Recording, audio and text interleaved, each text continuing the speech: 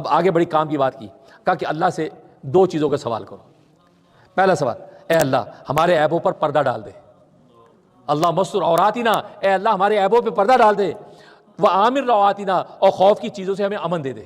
فرمایا یہ مانگا کرو، اللہ سے یہ مانگا کرو۔ تو گویا کہ دیکھو جو عبادت کی نوعیت ہے، اس عبادت کی نوعیت میں بتا دیا، نماز ہے، قرآن کی تلاوت ہے، فرمایا اس کے اندر لگ جاؤ، اور معاشرت اور خلق خدا کے ساتھ فرمایا کہ اپنے عیبوں پر پردہ مانگو، یا اللہ ہمارے عیبوں کو چھپا، کیونکہ اللہ تبارک و تعالی ہمیں عیبوں پہ پردہ ڈال رکھا ہے، ورنہ اگر ہمارے عیب اگر منکشف ہو جائیں تو جانور بھی ہمارے قریب سے گزرنے کو جو تنفر کریں، اور جبکہ ہم جو ہے اپنے آپ کو سمجھتے ہیں بڑے بے عیب ہیں، نہیں۔ فرمایا اللہم استر عوراتنا، مانگا کوئی اللہ ہمارے عیبوں پہ پردہ ڈال دے، وآمن رواتنا، اور ہمارے خوف کو امن سے بدل دے۔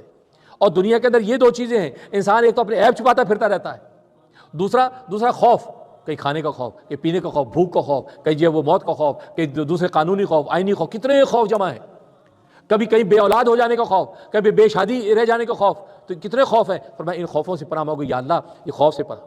تو نتیجہ کیا ہوگا؟ اللہ تبارک و تعالی دنیا کی معاشرت بھی تمہاری عمدہ کر دیں گے اور تمہاری عبادت بھی اعلیٰ کر دیں گے۔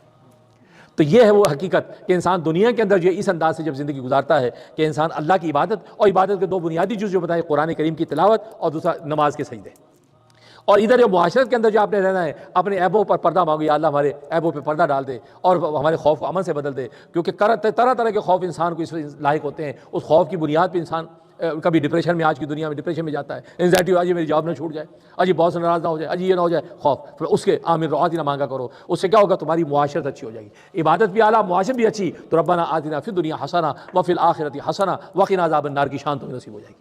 اللہ سے دعا ہے کہ اللہ تبارک و تعالی عمل کرنے کی توفیق نصیب فرمائے۔ وآخر دعوانا الحمدللہ رب العالمین۔